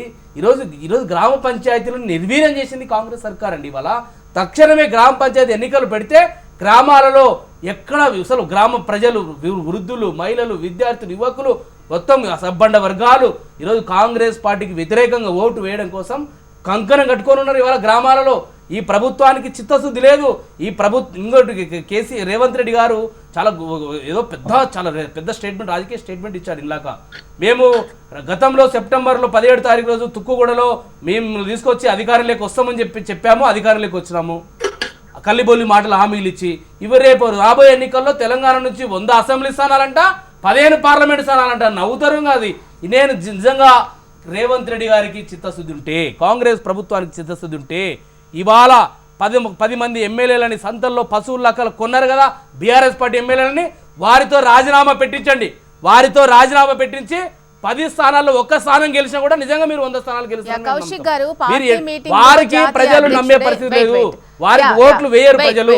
ఓకే కౌశిక్ గారు, పార్టీ మీటింగ్లో జాతీయ అధ్యక్షుడే తీవ్రమైన హెచ్చరికలు చేయడం మనం చూస్తున్నాం. గ్రూప్ రాజకీయాలకు భయపడేది లేదు, వ్యక్తిగత ఎజెండాను సహించం, లైన్ దాటకూడదు అని చాలా తీవ్రంగా సీరియస్ అయ్యారు.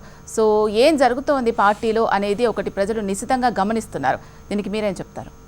మేడం, పార్టీలో ఏం జరిగేది ఉండదు. ప్రజాస్వామ్యం ఉంది కాబట్టి ప్రజాస్వామ్యబద్ధంగా వాళ్ళు మంత్రి పదవి కావాలని చెప్పి కొంతమంది అడుగుతుంటారు, పార్టీ పదవులు కావాలి కొంతమంది అడిగే హక్కే లేకపోతే ఇది కాంగ్రెస్ పార్టీ ఎట్లయితే భారతదేశం ఎట్లయితుంది? ఇది నియంత్రిత దేశమా లేకపోతే ఏమైనా అధ్యక్షత పాలన ఉన్నాం? మనం తెలంగాణ రాష్ట్రంలో కావచ్చు, కాంగ్రెస్ పార్టీలో కావచ్చు, ఖచ్చితంగా కాంగ్రెస్ పార్టీ అధికార రాష్ట్రాల్లో ఎక్కడ కూడా స్వేచ్ఛ ఉంటుంది. స్వేచ్ఛగా వాళ్ళు తన అభిప్రాయాన్ని చెప్పే అవకాశం ఉంటుంది. అదే కాకుండా స్థుతి మించినట్లయితే పార్టీ పరంగా కూడా చర్యలు తీసుకుంటుంది, అది వేరు. కాకపోతే తెలంగాణ రాష్ట్రంలో కాంగ్రెస్ పార్టీగా తెలంగాణ రాష్ట్ర అధికారులకు వచ్చిన తర్వాత ఇచ్చిన ప్రతి హామీ నెరవేర్చే ప్రయత్నంలో ఖచ్చితంగా కాంగ్రెస్ పార్టీలో ఉన్న వాళ్ళే మేనిఫెస్టోలో అంశాలు నెరవేర్చాలని చెప్పేసి మీటింగులు జరిగినప్పుడు చాలా స్పష్టంగా అది అంతర్గత వేదికల ద్వారా చర్చించుకునే అవకాశం కాంగ్రెస్ పార్టీ ఉంటుంది. ఆనాడు మంత్రివర్గంలో తీసుకున్న నిర్ణయాలన్నీ కూడా డైనింగ్ టేబుల్ మీద కూర్చొని నిర్ణయాలు తీసుకున్నారు. డైనింగ్ టేబుల్ లో కూర్చొనే టికెట్లు అనౌన్స్ చేసారు. డైనింగ్ టేబుల్ లో కూర్చొనే తెలంగాణ రాష్ట్రంలో ఆనాడు పరిపాలన కొనసాగించారు. సెక్రటరీ రాలేదు, అదేవిధంగా ఆనాడు ప్రగతి భవన్లోకి ఎవరి ప్రమేషన్ లేదు. అదే కాకుండా ఫామ్ హౌస్లోనే పరిపాలన కొనసాగించింది. కాబట్టి తెలంగాణ ఈరోజు దివాలా తీసింది. కాబట్టి తెలంగాణ రాష్ట్రంలో కాంగ్రెస్ పార్టీ ఇచ్చిన ప్రతి హామీని నెరవేర్చే ప్రయత్నంలో మేము ముందుకు పోతా ఉన్నాం. మీరు చూడండి, తెలంగాణ రాష్ట్రంలో కాంగ్రెస్ ప్రభుత్వం 64 స్థానాలు గెలిచిన తర్వాత కంటోన్మెంట్ బై ఎలక్షన్ జరిగితే మేము కాంగ్రెస్ పార్టీ గెలిచినాం. బీఆర్ఎస్ పార్టీ సిట్టింగ్ స్థానం కోల్పోయి థర్డ్ పోయిన పరిస్థితి. అదే కాకుండా మీరు ఏకంగా గ్రాడ్యుయేట్ టీచర్స్ కరీంనగర్ జరిగితే అక్కడ పోటీ చేయలేని పరిస్థితిలో బీఆర్ఎస్ పార్టీ పెట్టినప్పుడు 2005లో 5 ఎంపీలు, 2009లో 2, 2014లో 11 మంది, 2019లో 9 మంది, ఈ రోజు గుండు 0. ఎమ్మెల్యే ఎలక్షన్ 23లో 37% వస్తే ఎంపీ ఎలక్షన్ లో 17% పడిపోయిన పరిస్థితి. 7 స్థానాల్లో డిపాజిట్ పోయిన పరిస్థితి. 2 స్థానాల్లో మాత్రమే ఖమ్మం, మహబూబాబాద్ మాత్రం సెకండ్ వచ్చిన పరిస్థితి. వీళ్ళట కాంగ్రెస్ పార్టీ ఢీకొంతరట. 10 స్థానాలు బై ఎలక్షన్ జరిగితే ఒకటి గెలిస్తే ఇక 100 గెలిచినా చెప్తున్నారు. మరి రేపు జూబ్లీస్ గెలవని తెలుస్తుంది కదా మీకు జూబ్లీస్ గెలిస్తే తెలుస్తుంది. సుప్రీంకోర్టులో ఉన్న కేసు ఏమైంది? మరి ఎందుకు స్లో అయింది? ఎందుకు ఏదో బై ఎలక్షన్లు వస్తున్నాయని చెప్పి హడావిడి చేసి ఎందుకు పట్టించుకుంటారు? ఇప్పుడు కేసులు అంటే బై ఎలక్షన్లు వస్తే ఖచ్చితంగా బీఆర్ఎస్ పార్టీ ఓడిపోతుంది. కనీసం క్యాండిడేట్ దొరకని పరిస్థితి. కాబట్టి కేటీఆర్ గారు ఆ కేసును పట్టించుకోకుండా నిర్వీర్యం చేసే ప్రయత్నం జరుగుతూ ఉంది. కాబట్టి కాంగ్రెస్ పార్టీ ఎప్పుడు ఎలక్షన్లు వచ్చినా మేము ఎదుర్కోవడానికి సిద్ధంగా ఉన్నాం. వాళ్ళలాగా మొత్తం కాంగ్రెస్ పార్టీ గెలవాలి, ప్రతిపక్ష పార్టీ గెలవద్దు, లేకపోతే ప్రజాస్వామ్యం లేకుండా, డెమోక్రసీ లేకుండా మొత్తం పూర్తిగా మీ తెలంగాణ రాష్ట్ర అధికారం ఉన్నాం కాబట్టి ఇక అన్ని రకాల శస్త్రాలు ఉపయోగిస్తామని చెప్పి కాంగ్రెస్ పార్టీ కోరుకోలేదు. కాంగ్రెస్ పార్టీ అభివృద్ధి నమ్ముకున్నాం కాబట్టి తెలంగాణ రాష్ట్రంలో ఇచ్చిన ప్రతి హామీ నెరవేర్చే ప్రయత్నంలో భాగంగా ప్రజాస్వామ్యం బతికుండాలని చెప్పుకునే తెలంగాణ రాష్ట్రంలో అస్తిత్వం ప్రజాస్వామ్యం. అదే కాకుండా నీళ్లు, నిధులు, నియామకాల అస్తిత్వ 5 లక్షల కోసం తెలంగాణ రాష్ట్రంలో కాంగ్రెస్ ప్రభుత్వం పనిచేస్తా ఉంది. విద్య, సేద్యం, వైద్యం విషయంలో కూడా తెలంగాణ రాష్ట్రంలో అత్యధిక నిధులు కేటాయించుకుంటూ తెలంగాణ భారతదేశంలో అంతర్భాగంగా ఉంటూనే ప్రపంచ నగరాలతో హైదరాబాద్ పోటీ పడాలని చెప్పి కాంగ్రెస్ ప్రభుత్వం భావిస్తా ఉంది. దానిలో భాగంగా 4th సిటీ కావచ్చు, RRR కావచ్చు, తెలంగాణ రాష్ట్రంలో స్కిల్ యూనివర్సిటీ కావచ్చు, స్పోర్ట్స్ యూనివర్సిటీ కావచ్చు, రైతు కమిషన్ కావచ్చు, ఎడ్యుకేషన్ కమిషన్ కావచ్చు, అదే కాకుండా తెలంగాణ రాష్ట్రంలో డ్రగ్స్ నిర్మూలన కోసం కాంగ్రెస్ ప్రభుత్వం తీసుకున్న నిర్ణయాలు కావచ్చు, అదే కాకుండా భారతదేశమే క్యాన్సర్ మయమైతా ఉంది కాబట్టి క్యాన్సర్ నివారించే ప్రయత్నంలో భాగంగా తెలంగాణ రాష్ట్రంలో క్యాన్సర్ ను రూపుమాపే ప్రయత్నంలో భాగంగా ప్రభుత్వం కూడా ఆ దిశగా అడుగులు వేస్తా ఉంది. తెలంగాణ రాష్ట్రంలో రైతులందరూ కూడా రైతులు కావచ్చు, మహిళలను కోటీశ్వరులు చేసే లక్ష్యంతో తెలంగాణ రాష్ట్రంలో మహిళల కోసం దేశంలో ఏ రాష్ట్రంలో పెట్టని పథకాలను కూడా తెలంగాణ రాష్ట్రంలో కాంగ్రెస్ ప్రభుత్వం ఇంప్లిమెంట్ చేస్తా ఉంది. వారిని ఆర్థికంగా ముందుకు తీసే ప్రయత్నంలో భాగంగా సోలార్ లో భాగస్వామ్యం చేస్తా ఉన్నాం, ఆర్టీసీ లో భాగస్వామ్యం చేస్తా ఉన్నాం, స్కూల్ యూనిఫామ్లు కావచ్చు, స్కూళ్లలో సంబంధించినట్టు మౌలిక వసతులకు సంబంధించిన కాంట్రాక్టులు కావచ్చు, అదే కాకుండా పెట్రోల్ బంకులు కావచ్చు, అదే గవర్నమెంట్ ల్యాండ్లలో వారికి లీజ్ కి ఇచ్చి ఏకంగా వాళ్ళను అన్ని రకాలుగా ముందుకు తీసే ప్రయత్నంలో కాంగ్రెస్ ప్రభుత్వం ముందుకు పోతాం. కాబట్టి దేని మీదైనా మేము చర్చ చేయడానికి సిద్ధంగా ఉన్నాం. ఎందుకంటే 10 సంవత్సరాల కాలంలో మీరు ఏ విధంగా తెలంగాణ విధ్వంసం చేసి తెలంగాణ ఏ విధంగా ఆగమానం చేసిరో తెలంగాణ సమాజం అంతా చూసిరు. కాబట్టి బీఆర్ఎస్ పార్టీ కనీసం కల్వకుంట్ల కవిత అడిగిన ప్రశ్నలకు సమాధానాలు ఇంకా మిగిలే ఉన్నాయి. ఆ ప్రశ్నల సమాధానం చెప్తే తెలంగాణ సమాజం అరిచిస్తారు. ఆమె మొన్ననే అన్నది, నేను ముఖ్యమంత్రి కావాలని చెప్పి ఎవరైనా కోరుకుంటారు అని చెప్పి అన్న తర్వాత కేసీఆర్ గారు ఏకంగా హాస్పిటల్ పరిస్థితి చూసామా. కాబట్టి తెలంగాణ రాష్ట్రంలో కల్వకుంట్ల కవిత గారు బీఆర్ఎస్ పార్టీకి సమాధానం చెప్పలేక ఇప్పుడు తెలంగాణ రాష్ట్రంలో కల్వకుంట్ల కవిత గారు అడిగినటువంటి ప్రశ్నలు మిగిలే ఉన్నాయి. కాబట్టి బీఆర్ఎస్ పార్టీ అంతర్మనంలో కొట్టుబిట్ట ఆడుతా ఉంది. అదే కాకుండా రాజా సింగ్ గారు అడిగిన ప్రశ్నలకు భారతీయ జనతా పార్టీ సమాధానం చెప్పలేని పరిస్థితి. వచ్చే ఎలక్షన్ లో BRS party Bharatiya Janata party కలిసి పోటీ చేస్తామని చెప్పి పెద్ద ఎత్తున చర్చ జరుగుతూ ఉంటే ఈ మధ్యలో రామచంద్రరావు గారిని భారతీయ జనతా పార్టీ అధ్యక్షుడు చేసిన పరిస్థితి.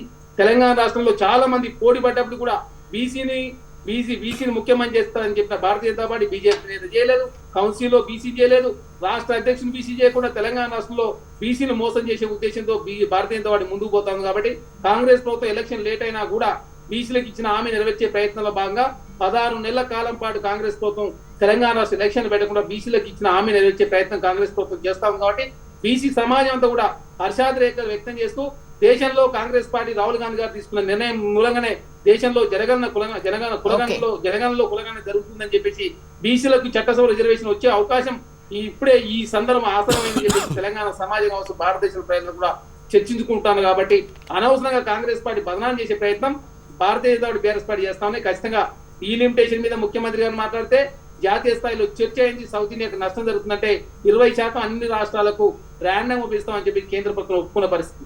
జనగణనలో కులగణ పెట్టాలి, ఓబీసీ ప్రధానమంత్రి బీసీని మోసం చేస్తుంటే ఏకంగా జనగణన కులగణ పెట్టిన పరిస్థితి. కాబట్టి రేవంత్ రెడ్డి గారు తెలంగాణ నుంచి ఒక స్లోగన్ తీసుకొని ఒక నిర్మాణాత్మక పాత్ర పోషిస్తా ఉంటే భారత ప్రభుత్వమే ఆలోచించి అట్లా నిర్ణయాలు తీసుకుంటే కాంగ్రెస్ ప్రభుత్వం మంచి చేస్తుంది. కాబట్టే కేంద్రం కూడా మంచి నిర్ణయాలను స్వాగతిస్తా ఉంది. కొన్ని విషయాల్లో ఖచ్చితంగా ఇంప్లిమెంట్ చేయకున్నప్పుడు కూడా కేంద్రం మీద పోరాటం చేసే ప్రయత్నం కావచ్చు, విభజన హామీలు కావచ్చు, అన్ని నెరవేర్చే ప్రయత్నంలో కాంగ్రెస్ ప్రభుత్వం ముందుకు పోతా ఉంది. ఖచ్చితంగా ఎప్పుడు ఎలక్షన్లు వచ్చినా ఎదుర్కోవడానికి కాంగ్రెస్ ప్రభుత్వం సిద్ధంగా ఉంది. లోకల్ బాడీ కావచ్చు, జూబ్లీస్ బై ఎలక్షన్ కావచ్చు, తెలంగాణ రాష్ట్రంలో మున్సిపల్ ఎలక్షన్ కావచ్చు, ఏ ఎలక్షన్లు వచ్చినా కూడా ప్రభుత్వం ఎదుర్కోవడానికి సిద్ధంగా ఉంది.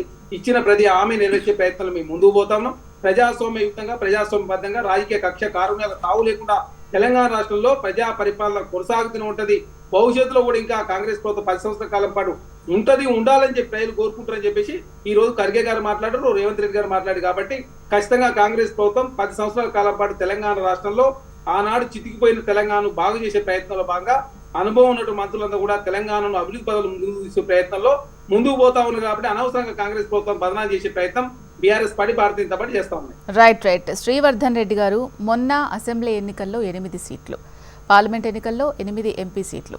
ఇప్పుడు తెలంగాణలో ఇంతకుముందు లేనంత బలంగా బీజేపీ తయారవుతున్న నేపథ్యంలో స్థానిక సంస్థల ఎన్నికల్లో మీరు సత్తా చాటే అవకాశాలు ఎంతవరకు ఉన్నాయి? మీ బలం ఏంటి అని మీరు అనుకుంటున్నారు? ఇప్పుడు ఇంతముందు బీఆర్ఎస్ మిత్రుడు మాట్లాడారు. అసలు స్థానిక సంస్థల ఎన్నికల్లో స్థానిక సంస్థ అధికారాలను, సర్పంచులను ఎంతో ఇబ్బందులకు గురి చేసింది గత బీఆర్ఎస్ ప్రభుత్వం. ఎందుకంటే సర్పంచులు ఇప్పుడు బీఆర్ఎస్ పార్టీ, బీఆర్ఎస్ ప్రభుత్వం అంటేనే మండుతా ఉన్నారు.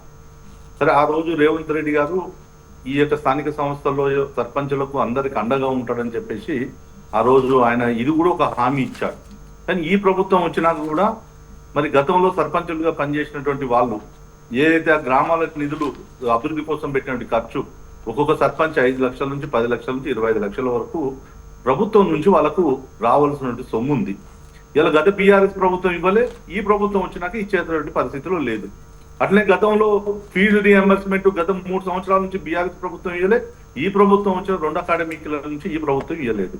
మరి వీళ్ళు ఏం గొప్పలు చెప్పుకుంటా ఉన్నారు. కానీ ఇలా ప్రాక్టికల్ గా మరి ప్రజల్లో పోయినప్పుడు ఈరోజు దాంట్లో ఈ ప్రభుత్వం చేస్తున్న అన్ని వైఫల్యాలే ప్రజలకు కనిపిస్తా ఉంది. సరే, కాంగ్రెస్ పార్టీ వాళ్ళు చేస్తున్న దానికి వాళ్ళు చెప్పుకోవచ్చు, కానీ ప్రజల యొక్క పర్సెప్షన్ చూసుకున్నప్పుడు ఇవాళ రేవంత్ రెడ్డి గారి ప్రభుత్వం ఫెయిల్ అయిపోయింది. కాంగ్రెస్ ప్రభుత్వం ఇంత తక్కువ కాలంలో ప్రజా వ్యతిరేకతను మూట కట్టుకున్నది అనేది ఇవాళ సమాజంలో, సొసైటీలో, తెలంగాణలో ఉన్నటువంటి అంశం. ఇప్పుడు స్థానిక సంస్థల ఎన్నికలకు సంబంధించి ఈరోజు కాంగ్రెస్ పార్టీ మేము అన్ని ఇచ్చామని చెప్పేసి చెప్పుకుంటున్నటువంటి ఈ ప్రభుత్వం, 6 గ్యారంటీలు ఇస్తున్న ఈ ప్రభుత్వం ఎందుకు ఎన్నికలను షెడ్యూల్ లోపల మీరు ఎందుకు చేయలేకపోతున్నారు? ఇలా మీరు గతంలో అమలైతుందా కాదా చెప్పకుండానే సమాజానికి 42% మేము బీసీలకి రిజర్వేషన్లు ఇస్తామని చెప్పేసి చెప్పుకున్నారు. మీరు ఇంతకుముందు చెప్పారు జనగణన చేశాము, మొత్తం దేశానికి మేమే రోల్ మోడల్ అయ్యామని, లేకపోతే ఇంకా కులగణన చేశాము, దేశానికి రోల్ మోడల్ అయినామని చెప్పేసి. ఏం సాధించాం మనం తెలంగాణతో? ఈరోజు చేసిన తర్వాత ఏం సాధించుకున్నాం? మీరు ఏం సాధించారు? ఈ 1.5 year లో ఈ యొక్క సామాజిక వర్గాల అభివృద్ధి కోసం మీ యొక్క ప్రణాళిక ఏంది? మీరు ఇస్తున్నది ఏంది? ఇలా మీరు సమాజం తెలంగాణలో చెప్పాల్సిన అవసరం ఉంది. మిత్రుడు ఇంతకుముందు RRR గురించి చెప్పారు. RRR కేంద్ర ప్రభుత్వం ప్రతి పైసా కేంద్ర ప్రభుత్వం ఈరోజు దాని సహకారంతో ఇస్తని చెప్పింది. రాష్ట్ర ప్రభుత్వాన్ని మీరు ల్యాండ్ అక్వేషన్ చేసి ఇవ్వండి, మేము కేంద్రం నుంచి ఇవ్వడానికి నార్త్ కు సంబంధించిన కారిడార్ ఆల్రెడీ అయిపోయింది, సౌత్ కు సంబంధించిన డిపిఆర్ ను కూడా రెడీ చేసుకోండి, మేము కేంద్ర సహకారం చేస్తామని చెప్పింది. ఇంతకుముందుకు మాట్లాడేటప్పుడు ఖర్గే గారు మాట్లాడారు, ఈ 11 సంవత్సరాలు తెలంగాణకి ఏం చేసిందని. అరే, ఇప్పుడు ఉన్నటువంటి ముఖ్యమంత్రికి తెలుసు, ఇప్పుడున్న డిబేట్ లో ఉన్నట్టు ఆయన కూడా తెలుసు తెలంగాణకి ఏం చేసిందని చెప్పేసి. 11 లక్షల కోట్ల రూపాయలు ఈ తెలంగాణ అభివృద్ధి కోసం పవర్ ప్రజెంటేషన్ ఇచ్చి మీడియా మిత్రుల ముందు తెలంగాణ సమాజం ముందు పెట్టాం. మళ్ళీ కూడా మేము చెప్తా ఉన్నాం, మీరేమి ఇచ్చిందో అనేది మీ డిస్కషన్ లేకుండానే మేమేమి ఇచ్చినాం అనేది రేవంత్ రెడ్డి గారు వస్తే మా కిషన్ రెడ్డి గారు మళ్ళీ డిబేట్ గా ఏం చేశాము, ఈ యొక్క రాష్ట్రంలో ఉన్నటువంటి జాతీయ రహదారులకు ఏ విధంగా ఉపయోగపడ్డాము, ఇక్కడ ఎయిమ్స్ పెట్టడం కోసం కేంద్ర ప్రభుత్వం ఏం సహకారం చేసింది, ఇక్కడ రైతుల కోసం ఏం సహకారం చేసింది, ఇవన్నిటి విషయాలు మేము చెప్పడానికి మేము సిద్ధంగా ఉన్నాం. అదేవిధంగా ఖర్గే గారు మాట్లాడారు, రైతులకు ఈ ప్రభుత్వం వచ్చిన తర్వాత ఎంఎస్పీ పెంచలేదని చెప్పేసి అసలు మాట్లాడడానికి కాంగ్రెస్ పార్టీకి ఏ విధంగా మాట్లాడతారు, ఎందుకు అబద్ధాలు మాట్లాడతారు? 2014 ముందు ఈ యొక్క వరి ఏదైతే ఉందో 1140 రూపాయలు ఉన్నటువంటి వరి 1180 రూపాయలు ఉన్నటువంటి ఎంఎస్పీ రేటు ఈ రోజు 2380 రూపాయలకు వచ్చింది. అంటే దాదాపు ఈ 11 సంవత్సరాల్లో డబల్ మనం ఈ రోజు ఎంఎస్పీకి మద్దతు ధరను పెంచాం. 800 రూపాయలు ఉన్నటువంటి మొక్కజొన్నకు ఈ రోజు 2100కి తీసుకొచ్చాం. 3500 ఉన్నటువంటి పత్తికి ఈ రోజు 7500 పందికి చేశాం. అట్లా 16 రకాలైనటువంటి పంటలకు కేంద్ర ప్రభుత్వం గత 11 సంవత్సరాల నుంచి రైతులకు అండగా ఉంటూ ఎంఎస్పీ రేట్లను పెంచుకుంటూ మరి ప్రభుత్వమే అవసరమైన దగ్గర ధాన్యాన్ని కొనుగోలు కావచ్చు, ఈ రోజు పత్తి పండించిన పత్తిని CCI వాళ్ళకు కొనుగోలు చేయడం కావచ్చు, రైతులకు అండగా నిలబడ్డది. రైతులను వాళ్ళ యొక్క ఆదాయాన్ని డబుల్ చేయాలని చెప్పేసి మోదీ సర్కారు గత 11 సంవత్సరాలు అనేక రిఫార్మ్లు తీసుకొచ్చింది. రైతుల కోసం ఈ నామ్స్ ఈ కేంద్రాలను తీసుకొని వచ్చింది. దేశంలో ఉన్నటువంటి రైతు ఎక్కడికైనా అమ్ముకోవచ్చు అని చెప్పేసి రైతుకు అండగా FPOలను తీసుకొచ్చేసి ఈ రోజు అనేక సంస్కరణలను కేంద్ర ప్రభుత్వం తీసుకొని వస్తుంది. మరి ఈ ప్రభుత్వంలో కాంగ్రెస్ ప్రభుత్వంలో రైతుల యొక్క ఆత్మహత్యలను మనం చూసాం, దేశవ్యాప్తంగా చూసాం, అప్పుడు ఉన్నట్టు ఉమ్మడి రాష్ట్రంలో చూసాం, మరి ఇప్పుడు ఉన్నటువంటి కాంగ్రెస్ పార్టీ ప్రభుత్వంలో కూడా చూసాం. అందుకోసం కాంగ్రెస్ పార్టీ ఈ రోజు సభల ఖార్గే గారు ఏదైతే భారతీయ జనతా పార్టీ మీద ఆరోపణలు చేశారో ఇవన్నీ కూడా పచ్చి అబద్ధాలు.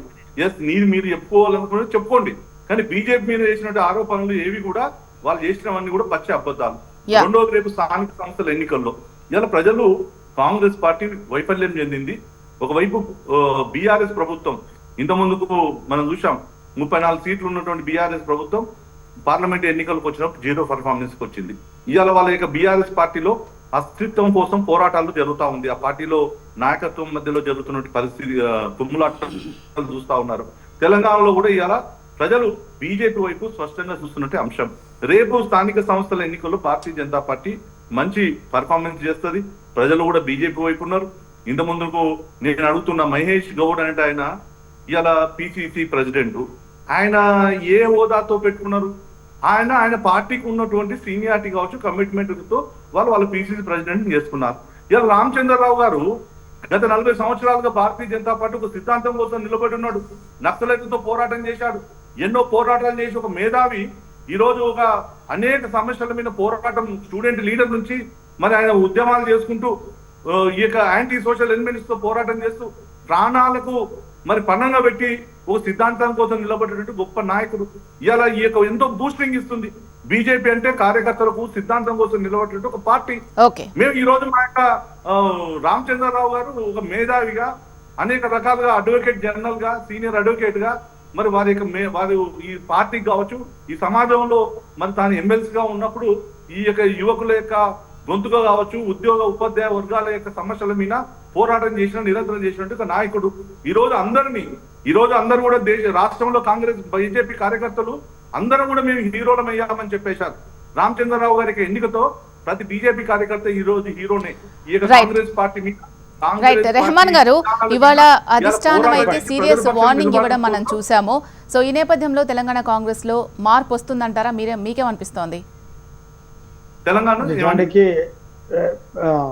శిల గారు, నిజానికి కాంగ్రెస్ పార్టీ అనేది ముందు నుంచి కలహాల కాపాడు. కాంగ్రెస్ పార్టీలో అసమ్మతి అనండి, లేకపోతే కాంగ్రెస్ పార్టీలో గ్రూప్ రాజకీయాలు ఎప్పటి నుంచో ఉంటాయి కూడా. అవి డెఫినెట్గా ఆ లక్ష్మణ రేఖకు లోబడే ఉంటాయి. గతంలో పివి నరసింహారావు పాల్గొన్నటువంటి సభ పైన అప్పటి అసమ్మతి నాయకుడు రాజశేఖర రెడ్డి వర్గం చెప్పులు విసిరినటువంటి ఘటనలు కూడా చూసాం. మనం గాంధీ భవన్ తగలబెట్టినటువంటి ఘటనలు కూడా గతంలో చూసాం. ఇవన్నీ కాంగ్రెస్ పార్టీలో సహజంగానే ఉంటాయి. వాళ్ళు ఎంతసేపు అధిష్టానాన్ని విమర్శించకూడదు, అట్లానే గాంధీ ఫ్యామిలీని విమర్శించవద్దు. ఈ 2 అంశాలు తప్ప మిగిలినవన్నీ జరుగుతూనే ఉంటాయి, సర్దుకొని పోతూనే ఉంటాయి. కొంచెం ప్రజాస్వామ్యం ఎక్కువగా ఉండేటువంటి పార్టీ మాదని వాళ్ళు ముందు నుంచి చెప్పుకుంటారు.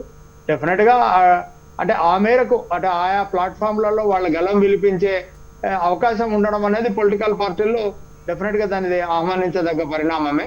ఇంత మాత్రాన ఇక భవిష్యత్తులో ఎవరు అంటే పార్టీ విధానాలని కానీ లేకపోతే తమ డిమాండ్లను కానీ వినిపించకుండా ఉంటారని నేను అనుకోను. డెఫినెట్గా గతంలో రాజశేఖర రెడ్డి ఉన్నప్పుడు కూడా అట్లానే PJR, అట్లానే మర్రి శశిధర్ రెడ్డి కూడా హైదరాబాద్ బ్రదర్స్ గా తమ నిరసన గలాన్ని వినిపించడం అదంతా మనం చూసాము. కాబట్టి మంత్రి పదవులు లభించినటువంటి వాళ్ళు కానివ్వండి, మిగతా ఉన్నటువంటి వాళ్ళు డెఫినెట్ గా మాట్లాడతారు. ఇంతకుముందు మిత్రులు అన్నట్టుగా 42% రిజర్వేషన్ కు సంబంధించి ఇక బాధ్యత కేంద్రం పైన ఉంది. అంటే ఇప్పుడు ప్రధానంగా బీసీలకు సంబంధించినటువంటి చర్చ దేశవ్యాప్తంగా జరుగుతుంది. కులగణన కూడా బీసీల సంబంధించినటువంటి డిమాండే కాబట్టి రాత్రికి రాత్రే ఏ ప్రజల డిమాండ్ లేకుండా, ఎవరు పిడికిలు ఎత్తకుండా, ఎవరు అడగకుండా 10% ఉన్నటువంటి అప్పర్ కాస్ట్ ఈడబ్ల్యూఎస్ రిజర్వేషన్ ను ఎట్లయితే తీసుకొచ్చిండ్రో, వాళ్ళు ఉన్నది పేదలు 3% అప్పర్ కాస్ట్ లో, మొత్తం అప్పర్ కాస్ట్ ఉన్నదే 10%. ఎవరు అడగకుండానే 10% రిజర్వేషన్ ఇచ్చారు కదా. అనగారినటువంటి వర్గాలు అలానే ఎంపీసీలు ఉన్నారు, కమ్మరి, కుమ్మరి, యాదవ్, అట్లానే వడ్రంగి, ఇట్లాంటి కులాలు అనగారిన వర్గాలను కూడా గుర్తించాలి. ఈ 42% రిజర్వేషన్లు అక్కడ కూడా వర్గీకరణ జరిగి వాళ్ళకి భాగస్వామ్యం కల్పించాలి. ఇందుకోసం అన్ని రాజకీయ పార్టీలు ఒక తాటిపైకి రావాల్సినటువంటి అవసరం ఉంది. ఒకసారి విజయ్ గారితో మాట్లాడదాం. ఫైనల్ గా 1.5 నిమిషంలో చెప్పండి, 2 ఏళ్లలో ప్రజలు మీ వైపు ఎలా తిరుగుతారు అని అనుకుంటున్నారు? ఫ్రీ బస్, రేషన్ కార్డ్, అలాగే రైతు భరోసా, రుణమాఫీ, ఇవి చాలదా కాంగ్రెస్ గెలవడానికి? ఎక్కడ రుణమాఫీ చేశారంటే పూర్తి స్థాయిలో 50% రుణమాఫీ కూడా కాలేదు గ్రామాలలో. రైతు భరోసా 15,000 రూపాయలు ప్రతి ఎకరాకి ఇస్తామన్నారు. ప్రతి ఎకరాకి ఇస్తామని చెప్పేసి 15,000 ఇస్తామని చెప్పేసి 12,000 కుదించారు. అది 5 సీజన్లు ఇవ్వాల్సినటువంటి రైతు భరోసా 2 సీజన్లు మాత్రమే ఇచ్చింది ఈ ప్రభుత్వం. ముఖ్యమంత్రిగా ప్రమాణ స్వీకారం చేసిన తర్వాత అది బీఆర్ఎస్ ప్రభుత్వము ఆపినటువంటి పైసల్ని ఈ రేవంత్ రెడ్డి సర్కార్ వచ్చి పంచింది. అది 5,000 రూపాయలే పంచింది. అప్పుడు 15,000 ఇవ్వలేదు, ప్రతి ఎకరాకి 5,000 ఇచ్చారు. మళ్ళీ ఇప్పుడు వచ్చి స్థానిక ఎన్నికలు, పార్లమెంట్ ఎన్నికలు ఇప్పుడు ఇచ్చారు. ఇది ఇప్పుడు స్థానిక ఎన్నికలు వస్తూ ఉన్నాయి కాబట్టి ఇప్పుడు స్థానిక ఎన్నికల ముందు ఇది మోసం చేసి ఇచ్చారు. 15,000 ఇస్తామన్నారు, మరి 6,000 ఎందుకు ఇచ్చారండి? ఇవాళ కేసీఆర్ గారికి రేవంత్ రెడ్డి గారికి ఒకటే తేడండి.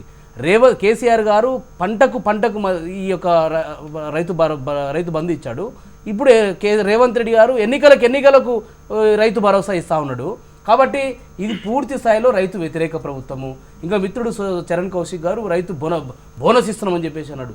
1,160 కోట్ల రూపాయలు దాదాపుగా 3 మాసాల నుంచి రాష్ట్ర రైతాంగం బోనస్ ఇస్తామని చెప్పేసి, సన్నాలకు ఇస్తామని చెప్పేసి హామీ ఇచ్చారు. అవి పంటలు పండించారు, పంటలు ఇచ్చినారు. ఆ బోనస్ కోసం ఎదురు చూస్తున్నారు రైతాంగం. 1,160 కోట్ల రూపాయలు పెండింగ్ ఉంది ప్రభుత్వము. ఆ లెక్కలు కూడా వారి దగ్గర వ్యవసాయ శాఖ దగ్గర ఉన్నాయి, సివిల్ సప్లైస్ డిపార్ట్మెంట్ దగ్గర ఉన్నాయి. ఇంకొకటి రైతు కమిషన్ వేసినామన్నాడు. రైతు కమిషన్ వేసి ఇవాళ తెలంగాణలో దాదాపుగా 1000 మంది రైతులు ఆత్మహత్యలు చేసుకున్నారండి. ఇవాళ రైతు కమిషన్ ఏం చేస్తుందండి? ఇవాళ గద్వాల జిల్లాలో సీడుపత్తి రైతులకు వారికి కంపెన్సేషన్ ఇవ్వాలా, సీడుపత్తి రైతులు ఆదుకోవాలని చెప్పేసి రైతు కమిషన్ ఆదేశిస్తే కూడా ఆదేశాలను బుట్ట దాఖలు చేసిందండి. అదే రైతు కమిషన్. రైతు కమిషన్కి ఏం అధికారాలు ఉన్నాయండి? ఇవాళ ఇంకొకటి విద్యా కమిషన్ వేసినాడు. విద్యా కమిషన్ వేస్తే విద్యా కమిషన్ ఆకునూరు మురళి గారు ఎక్కడున్నారండి? వారు ఇవాళ తెలంగాణలో ఈరోజు గురుకుల విద్యార్థులు ఆత్మహత్యలు చేసుకుంటా ఉన్నారు. ఇవాళ గురుకుల విద్యార్థులు ఇలా చదువుకు దూరం అవుతా ఉన్నారు. ఇవాళ 25% సీట్లు కూడా గురుకుల పాఠశాలలో నిండడం లేదు. గతంలో డాక్టర్ ఆర్ఎస్ ప్రవీణ్ కుమార్ గారు సెక్రటరీగా ఉన్నప్పుడు ఆ సీట్ల కోసం పైరవీలు చేసేది ఎమ్మెల్యేల నుంచి. ఇవాళ దిక్కు లేదండి. ఇవాళ ఇంకోటి మేడం, చాలా మాట్లాడారు బీజేపీ ఒకటే సెకండ్ ప్లీజ్. బీజేపీ వాళ్ళు మాట్లాడారు బీఆర్ఎస్ ప్రభుత్వంలో గ్రామ పంచాయతీ నిర్వీర్యం అన్నాడు. నేను చెప్తా ఉన్నా బీజేపీ సోదరులకు, కాంగ్రెస్ సోదరులకు, ఆ రోజు బీఆర్ఎస్ సహాయంలో, కేసీఆర్ గారి హయాంలో గ్రామ పంచాయతీలను ఈరోజు గ్రామ జ్యోతి ద్వారా వెలుగునిపారండి. డంపింగ్ యార్డులు కావచ్చు, క్రీడా మైదానాలు కావచ్చు, గ్రామ పంచాయతీలు కావచ్చు, ట్రాక్టర్లు కావచ్చు, వైకుంఠ ధామాలు కావచ్చు, ఆ రోజు కేసీఆర్ గారి నేతృత్వంలో ఇలా చెప్పుకుంటూ పోతే వస్తూనే ఉంటుందండి. ఒక నిమిషం ఆగండి. ఆ రోజు ఈరోజు కాంగ్రెస్ దయచేసి ఆగితే వేరే వాళ్ళు కూడా మాట్లాడతారు. ఈ రోజు ప్రభుత్వం అన్ని రంగాల్లో విఫలమైపోయింది కాబట్టి బీఆర్ఎస్ పార్టీ ప్రత్యామ్నాయం కాబట్టి ఈ రాష్ట్రానికి స్వీయ అస్తిత్వ రాజకీయ ఈ రోజు బీఆర్ఎస్ పార్టీ రక్షణగా ఉంది కాబట్టి ఆ ప్రజల పక్షాన, తెలంగాణ ప్రజల పక్షాన పోరాటం చేసేది బీఆర్ఎస్ పార్టీ కాబట్టి. ఓకే కౌశిక్ గారు, రంగారెడ్డి, మల్రెడ్డి, మంచిర్యాల నుంచి ప్రేమ్ సాగర్ గారు, నిజామాబాద్ నుంచి సుదర్శన్ రెడ్డి, వేములవాడ నుంచి ఆది శ్రీనివాస్, ఇలా ఇంతలా అలకలు జరుగుతూ ఉంటే ప్రజలు దీన్నంతా చూస్తూ ఉన్నారు. సో దీనివల్ల రేపు స్థానిక సంస్థల ఎన్నికల్లో ఇది మీకు మైనస్ గా అయ్యే అవకాశం ఉంటుందేమో అని అనుకుంటున్నారు. మీరేమంటారు? మా పార్టీలో చాలా సుదీర్ఘకాలం పాటు పనిచేసిన వ్యక్తులు పలాని పదవి కావాలని చెప్పి అడిగితే కూడా అది నేరం అయితే, ఘోరం అయితే ఎట్లయితుంది మేడం? ప్రజాస్వామ్యంలో అడిగే అధికారం అందరికి ఉంటుంది. చాలా సంవత్సరాల కాలం పాటు పనిచేసారు కాబట్టి వాళ్ళు అడిగితే తప్పు లేదని చెప్పేసి ఎప్పుడు కూడా కాంగ్రెస్ పార్టీ దాన్ని సీరియస్ తీసుకోదు. ప్రజలు కూడా ఇబ్బంది కాదు. వాళ్ళకి మంత్రి పదవి కావాలని అడిగితే తప్పే ఉంది. అదే కాకుండా కాంగ్రెస్ ప్రభుత్వంలో మీరు చూడండి, ఏనాడు తెలంగాణ రాష్ట్రం ఏర్పడిన తర్వాత దళితులకు 4 మంత్రులు చేసిన చరిత్ర కాంగ్రెస్ పార్టీ. రేపు భవిష్యత్తులో కూడా బీసీలకు సంబంధించి ఖచ్చితంగా బీసీలకు కేసీఆర్ గారి ప్రభుత్వంలో కన్నా అత్యధిక అవకాశాలు కాంగ్రెస్ ప్రభుత్వం ఇవ్వబోతా ఉంది. అదే కాకుండా మా కాంగ్రెస్ పార్టీ అధ్యక్షుడే బీసీ. బీఆర్ఎస్ పార్టీకి వర్కింగ్ మెయిన్ కేటీఆర్ గారు, ప్రెసిడెంట్ కేసీఆర్ గారు, బీఆర్ఎస్ నేత కేసీఆర్ గారు. బీఆర్ఎస్ పార్టీలో బీసీలకు ఏమన్నా ప్రాధాన్యత ఇచ్చిన మీరేమన్నా? లేకపోతే భారతీయ జనతా పార్టీ అదే పరిస్థితి. తెలంగాణ రాష్ట్రంలో కాంగ్రెస్ పార్టీకి సంబంధించి తెలంగాణ అధికారులకు వచ్చిన తర్వాత గ్రామ పంచాయతీ బీఆర్ఎస్ పార్టీ నిర్వీర్యం చేస్తూ తెలంగాణ సమాజానికి అంతా తెలుసు. 1200 కోట్ల రూపాయలు సర్పంచ్ సంబంధించి నిధులు ఇవ్వకుండా, ఆరోగ్యశ్రీకి 1600 కోట్ల రూపాయలు ఇవ్వకుండా, రుణమాఫీకి ఆనాడు 9000 కోట్ల రూపాయలు ఎగ్గొట్టి 5500 కోట్ల రూపాయలు విద్యార్థి రియంబర్స్మెంట్ ఇవ్వకుండా, మహిళా సంఘాలకు 4500 కోట్ల రూపాయలు ఇవ్వకుండా ఇట్లా చెప్పుకుంటూ పోతే బీఆర్ఎస్ పై 1,10,000 కోట్ల రూపాయల పెండింగ్ బిల్లులు కాంగ్రెస్ ప్రభుత్వం మీద మోపి తెలంగాణ ఆర్థికంగా చిక్కుకోవడం కారణం బీఆర్ఎస్ ప్రభుత్వం. కాబట్టి ఖచ్చితంగా ఏ ఎలక్షన్లు వచ్చినా కాంగ్రెస్ ప్రభుత్వం తెలుసుకోవడానికి రైట్. శ్రీవర్ధన్ రెడ్డి గారు, కాంగ్రెస్ ఎలా ఎదుర్కోగలుగుతుంది అనుకుంటున్నారు మీరు? కాంగ్రెస్ పార్టీ దేశంలోనే ఇలా కాంగ్రెస్ పార్టీ, భారతీయ జనతా పార్టీ దేశవ్యాప్తంగా మేము ప్రత్యర్థులుగా ఉన్నాము. సో ఇవాళ దేశం మొత్తంలో కాంగ్రెస్ పార్టీని 3 రాష్ట్రాలకు మేము పరిమితం చేశాము. సో భవిష్యత్తులో ఇక్కడ తెలంగాణ కావచ్చు, కర్ణాటక కావచ్చు, హిమాచల్లో కూడా కాంగ్రెస్ పార్టీకి ప్రత్యయం Bharatiya Janata party. So already మీకు తెలుసు, హిమాచల్లో బీజేపీ వర్సెస్ కాంగ్రెసే, కర్ణాటకలో బీజేపీ వర్సెస్ కాంగ్రెసే. ఇక్కడ బీఆర్ఎస్ పార్టీ ఇంకా ముగిసినటువంటి చరిత్రనే, గత చరిత్రనే తెలంగాణలో బీఆర్ఎస్ పార్టీది ఉంటది. సో ఇక్కడ కాంగ్రెస్ పార్టీ వర్సెస్ బీజేపీ ఉంటది. అయితే మేము